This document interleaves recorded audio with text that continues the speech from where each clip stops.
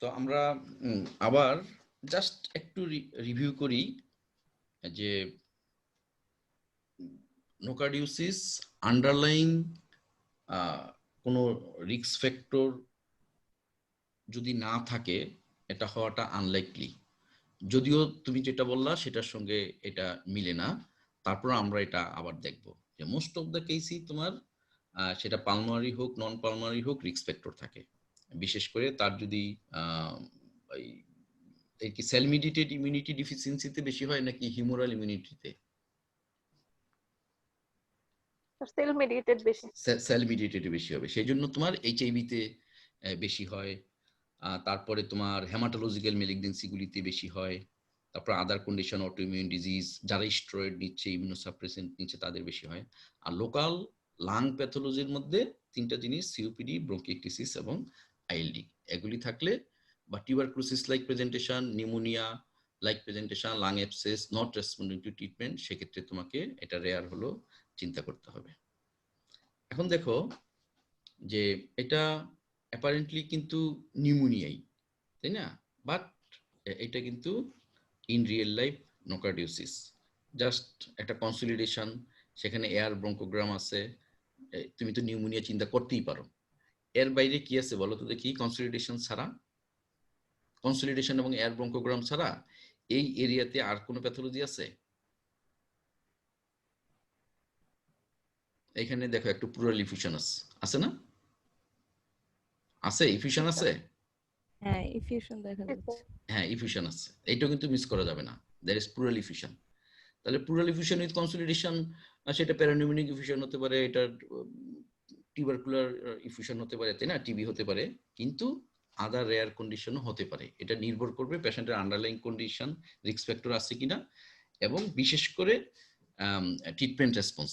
কিন্তু আমরা যদি একটু অ্যালার্ট থাকি তাহলে কিন্তু আমরা প্রথমেই এই নিয়ে আমরা একটু গাইড করতে পারি যে পেশেন্টের রিস্ক ফ্যাক্টর আছে। আমরা তো টিবি ইনভেস্টিগেশন করবই, ব্যাকটেরিওলজিক্যাল টেস্ট করবই, একই সঙ্গে এই এটিপিক্যাল গুলিও যদি আমরা দেখে ফেলি তাহলে হবে কি, সেটা আরো বেটার হবে। দ্যাট উইল বি লাইক মানে এক্সপার্ট লাইক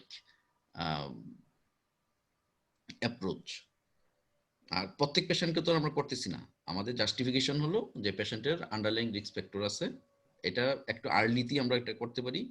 তারপর আন্ডারলাইং রিস্ক ফ্যাক্টর আছে অথবা normal not responding two treatment, তারপরে গিয়ে হলো করতে পারি, যাতে একটা সময় যাতে আমরা ওইটা যাতে মাথায় যাতে রাখি। এই না পড়লে তো তোমার মাথায় থাকবে না, চিন্তায় যদি না আসে তুমি তো কখনো এটা অ্যাডভাইস করবা না। এখানে দেখো একই পেশেন্ট, তার আরেকটু উপরে এই যে হেয়ার ইজ তোমার গ্রাউন্ডুলার শ্যাডো, এখানে একটু অপাসিটি। আর কি আছে এখানে দেখো, একটু মিডিল লোবে একটা ছোট্ট একটা নোডুলের মতো আছে বা কনসলিডেশনের মতো আছে। তাহলে এটা টিউবারকুলোসিস, নিউমোনিয়া ওগুলি থেকে শুধুমাত্র সিটি স্ক্যান দেখে আলাদা করাটা আসলে কঠিন, সবগুলি সম্ভব, আদার এভিডেন্স তোমাকে সাপোর্ট করবে। এখানে দেখো একটু একটু কেভিটি টেন্ডেন্সি আছে, কনসলিডেশন, বাইলেটারাল কনসলিডেশন, আর টেন্ডেন্সি টু কেভিটেট হতে পারে, সাপোরেটিভ নিউমোনিয়ার মতো, যে আস্তে আস্তে কেভিটি হচ্ছে বা এখানে লাং অ্যাবসেস হচ্ছে।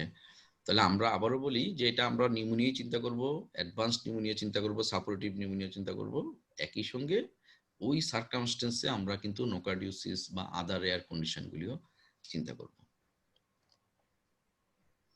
এটা কি বলতো, কি আছে এখানে? এনিওয়ান? এম্পাইমা মনে হচ্ছে। হ্যাঁ এম্পাইমা, সাথে এম্পাইমার বাম পাশে আর কোনো অ্যাডজেক্টিভ লাগাতে চাচ্ছ? মাল্টিলোকুলেটেড, মাল্টিলোকুলেটেড না, এই যে এখানে একটা লোকিউল দেখো, তারপরে এখানে একটা লোকুল দেখো, তাহলে মাল্টিলোকুলেটেড এম্পাইমা। আবার হ্যাঁ মার্জিনটা দেখো আবার হোয়াইট আছে, স্প্লিট পুরা সাইনের মতো। আবার এখানে দেখো একটু কনসলিডেশনও আছে, তাই না? কনসলিডেটেড এরিয়াও আছে, ডিসপার্সড কনসলিডেশনও আছে। তাহলে এই পিকচারটা টিপিক্যাল অফ টিউবারকুলোসিস। আমাদের আজকে ডিসকাশনের উদ্দেশ্য হলো যে টিবি, এটা 1 নম্বরে টিবি, 2 নম্বরে টিবি, 50 নম্বরে টিবি, 99 নম্বরে টিবি, বাট 101 নম্বরে গিয়ে it may not be TB, it may be nocardiosis. সেই জন্য আমরা বলতেছি যে এটা তোমাকে চিন্তা করতে হবে। এখন কোভিডের রেডিওলজিক্যাল প্যাটার্ন মনে হয় একটু চেঞ্জের পথে। প্লুরাল ইফিউশন, এমপায়ামা, নিউমোথোরাক্স নিয়ে যারা আসতেছে ওদের আবার কোভিড পজিটিভ পাওয়া যাচ্ছে, যেটা নাকি প্রথম দিকে ছিল না। প্লুরাল ইফিউশন তো রেয়ারলি হতে পারে, সেই প্রথম থেকেই জানা, কিন্তু এখন মনে হচ্ছে যেন এই প্লুরাল ইনভলভমেন্টটা একটু বেশি করতেছে। এইটাও একটা তোমার রিসার্চের বিষয় যে কেন এটা হচ্ছে।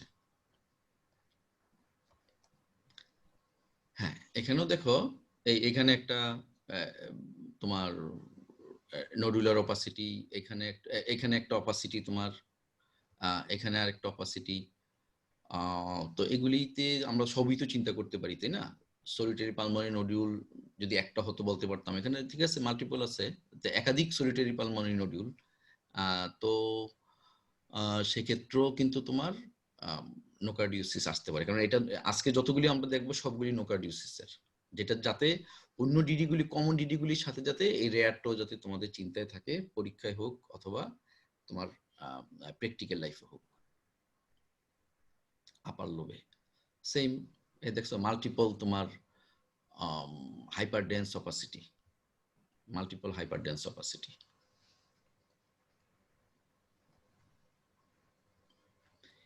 এইখানে কি আছে বলো তো দেখি। একটা ইমিউনোসাপ্রেস পেশেন্টদের ওই হ্যালোসাইন পাওয়া মানেই কিন্তু ওই ইনভেসিভ অ্যাসপারগিলোসিস না। ইনভেসিভ অ্যাসপারগিলোসিসটা টিপিক্যাল, কিন্তু যেহেতু পেশেন্টের বোন মেরু সাপ্রেশন আছে, যেহেতু পেশেন্টের ইমিউনোসাপ্রেশন আছে, অ্যাগ্রানোসাইটোসিস আছে, যেহেতু পেশেন্ট হয়তো কেমোথেরাপি পাচ্ছে, ইমিউনোসাপ্রেশন পাচ্ছে, যেসব রিস্ক ফ্যাক্টরগুলিতে আমরা ইনভেসিভ অ্যাসপারগিলোসিস পাই, ঠিক একই risk factor, why not nocardiosis, same risk ফ্যাক্টরও তো সেটাও হয়। সেই জন্য হয় কি যে তুমি শুধুমাত্র অ্যান্টিফাঙ্গাল দিলেও কিন্তু হবে না, একই পেশেন্টকে আমরা কিন্তু ব্রড স্পেকট্রাম অ্যান্টিবায়োটিকও দিই। এটা অন্য অনেক কারণের সাথে, অন্য অনেক অর্গানিজমের সাথে নোকার্ডিওসিসটাকেও তোমার কভার করে ফেলে, সুতরাং এটা জাস্টিফিকেশন আছে। সুতরাং তুমি যদি বলো যে পেশেন্ট ইমিউনোসাপ্রেসড এন্ড হি হ্যাজ, এটা কি হ্যালোসাইন, মাঝখানের কনসলিডেশন ডেনসিটি আর চারপাশে হলো গ্রাউন্ডুলার শ্যাডো, তাই না, লেস ডেন্স, এটা হ্যালোসাইন। তো এটা মোস্ট অফ দ্য কেসে ইনভেসিভ অ্যাসপারগিলোসিসের জন্য হয়, but in some case this is nocardiosis না হওয়ার কোনো কারণ নেই। সেম রিস্ক ফ্যাক্টরের জন্যই তোমার হচ্ছে, and same CT finding, HR CT chest. তো এইখানে তুমি যদি ফাঙ্গাস আইসোলেট করতে যাও, ইট উইল টেক টাইম এবং নর্মাল পেতে পারো। এখানে তুমি যদি নোকার্ডিয়া আইসোলেট করতে যাও, তাহলে in the meantime patient will die. তাহলে দেখো যে একটা পেশেন্ট, ইমিউনোসাপ্রেস পেশেন্টের যদি নানা রকম রেসপিরেটরি প্রবলেম ডেভেলপ করে, তার ফার্স্ট লাইন অফ ইনভেস্টিগেশন হবে তোমার HRCT of chest, not culture, not gram staining. সেগুলি করবা, সেটা সাইড বাই সাইড যাবে, কিন্তু ইমিডিয়েট ম্যানেজমেন্টের জন্য you should do HRCT of chest. এখানেও দেখো আরেকটা halo sign density, this is density, আর এটা চারপাশে হলো হাইপোডেন্স মানে ground glass shadow, more dense, মাঝখানে চারপাশে হলো less dense, this is halo sign, আর চারপাশে মোর ডেন্স মানে কনসলিডেশন, আর মাঝখানে গ্রাউন্ড গ্লাস অথবা লেস ডেন্স, সেটা হলো তোমার রিভার্স হ্যালোসাইন। তো দিস ইজ হ্যালোসাইন। তাহলে আমাদের একটা ইমিউনোসাপ্রেস পেশেন্ট হলে আমাদের ডায়াগনোসিস হবে 1 নম্বরে ইনভেসিভ পালমোনারি অ্যাসপারগিলোসিস, 2 নম্বরে নোকার্ডিওসিস, এবং আরো কিছু কন্ডিশন আসবে আরো রেয়ার, সেগুলিতে আমরা যাচ্ছি না। হ্যাঁ, এখানে সেম দেখো কনসলিডেশন লাইক, এইগুলিকে আমরা কি বলতে পারি, এই যে এখানে দেখো এই যে ভাগ division, tin bird appearance. But হ্যাঁ, টিন বার্ড, হ্যাঁ তোমরা দুজনই একই সঙ্গে বলছো, কিন্তু শব্দের গতি কম বলে শোনার আগেই আমি বলে ফেলছি। ঠিক আছে, থ্যাংক ইউ।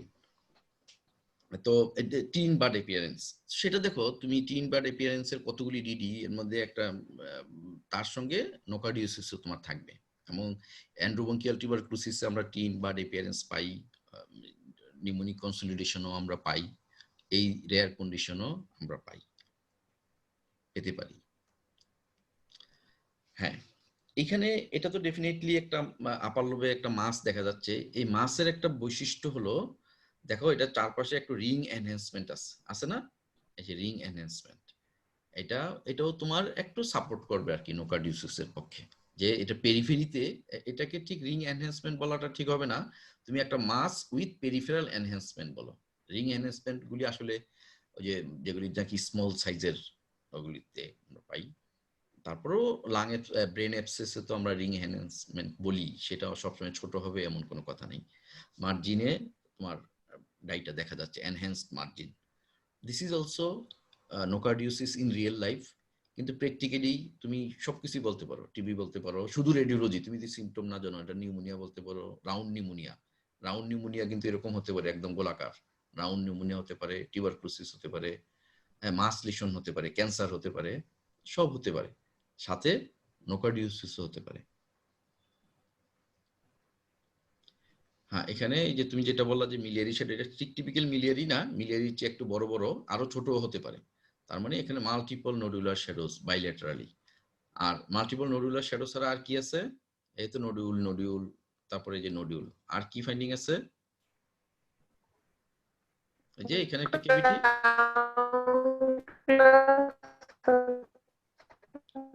বোধহয় নেটের সমস্যা হচ্ছে। এই যে এখানে কেভিটি আছে, তাই না? একটা ঠিক এটা তো আছে স্যার, গ্রাউন্ড গ্লাস আছে, হ্যাঁ গ্রাউন্ড গ্লাস আছে, নোডিউল আছে। তবে আমরা এতক্ষণ তোমার কথা শুনতে পাই নাই, বোধহয় নেটের সমস্যার জন্য।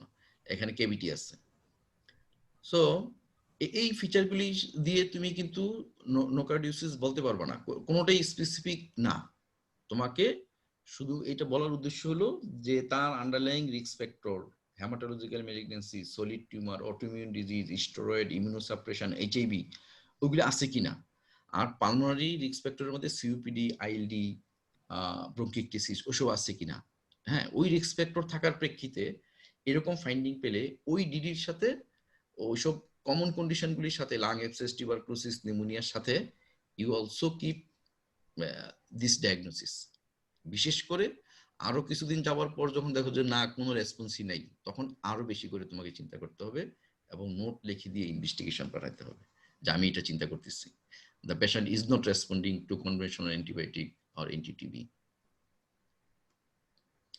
হ্যাঁ, এখানে দেখো এটা হলো যে অ্যাবডোমেন, ওটা তো আমাদের ওই পেশেন্ট না, এটা কালেক্টেড।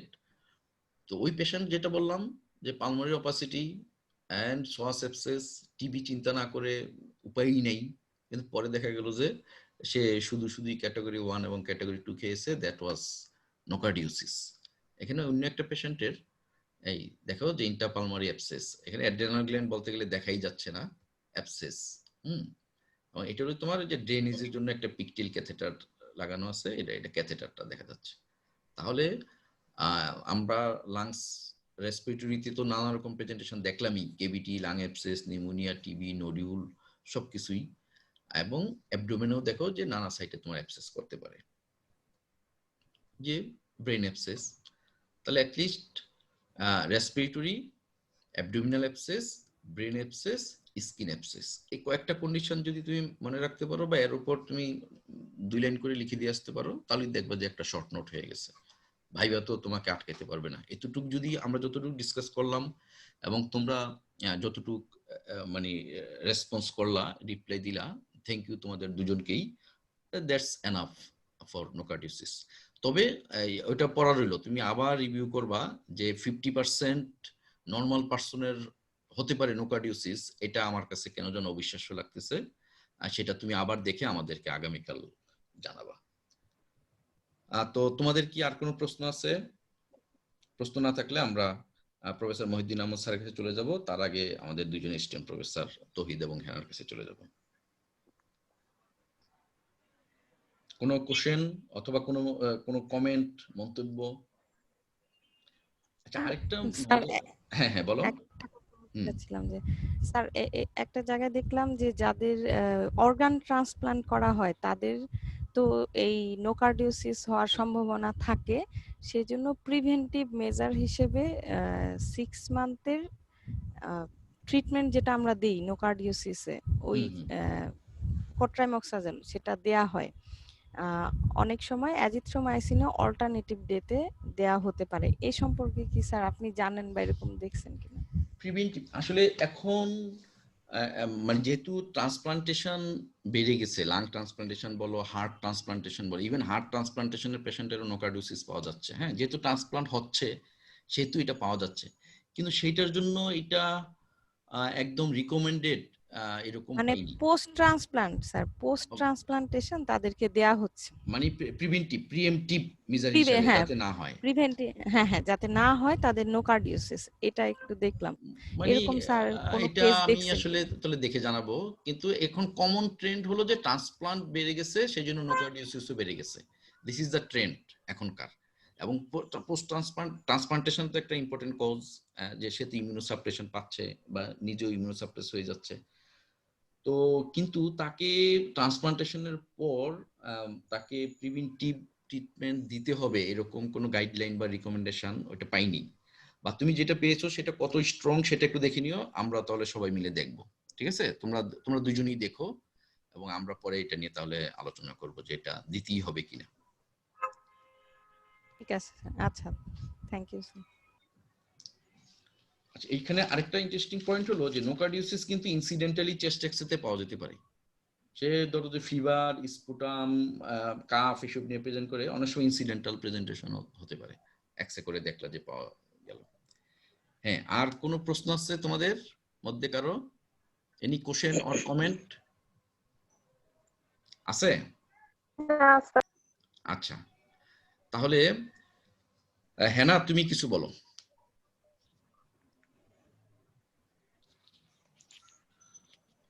আসসালামু আলাইকুম।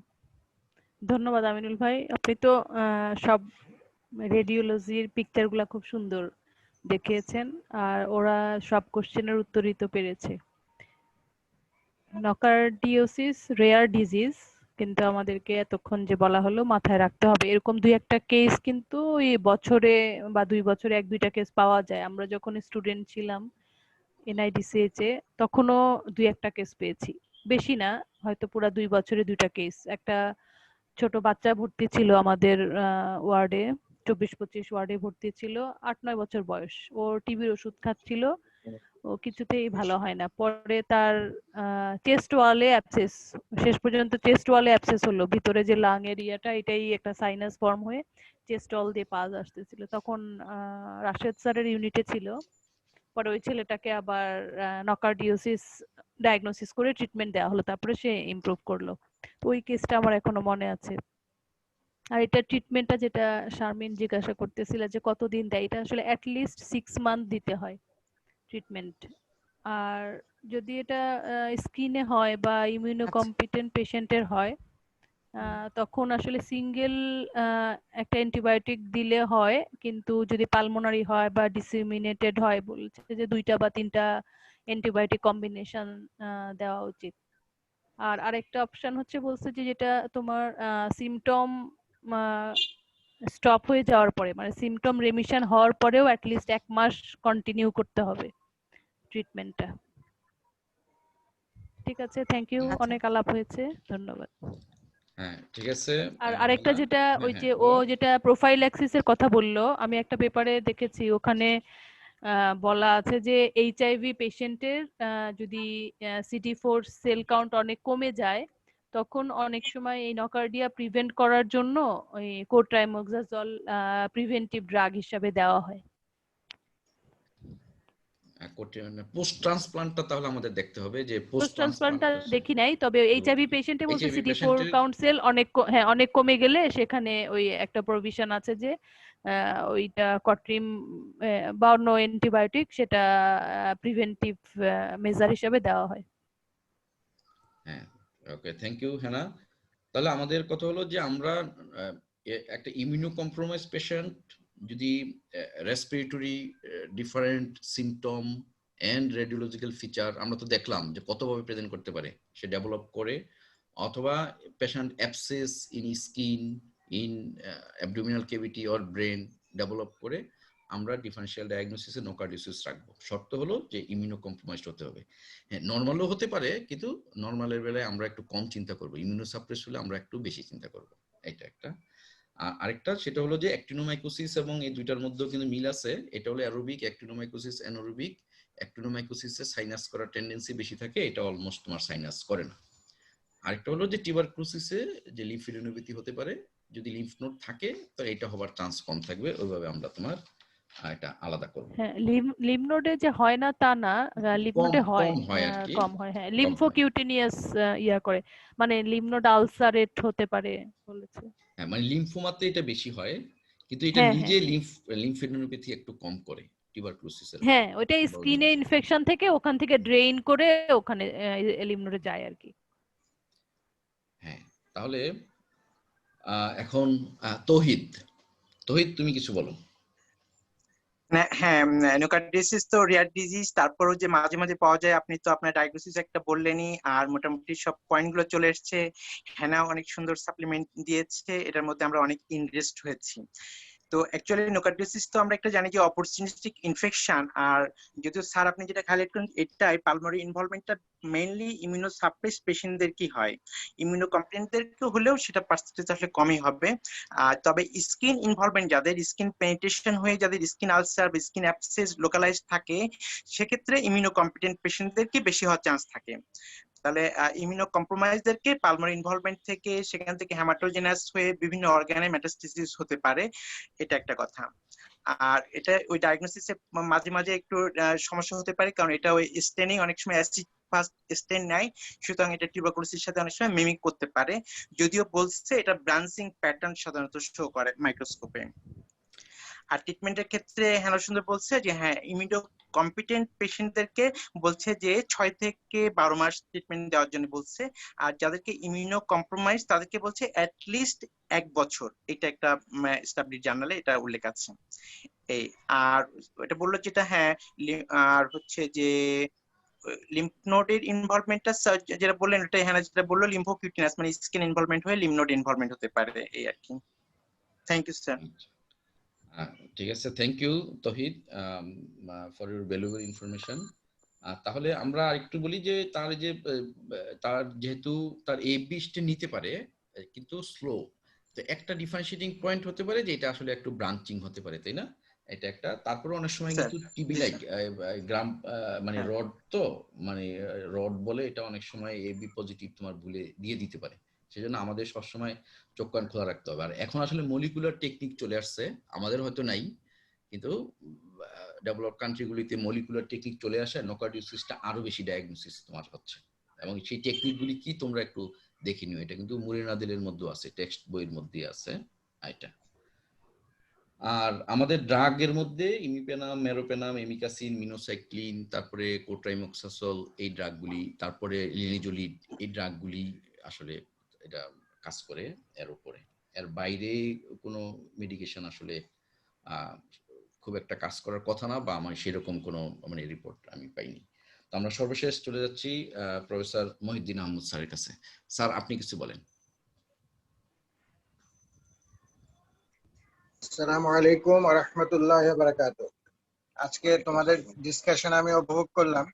নোকার্ডিয়াসিস আসলে একটা রেয়ার ডিজিজ।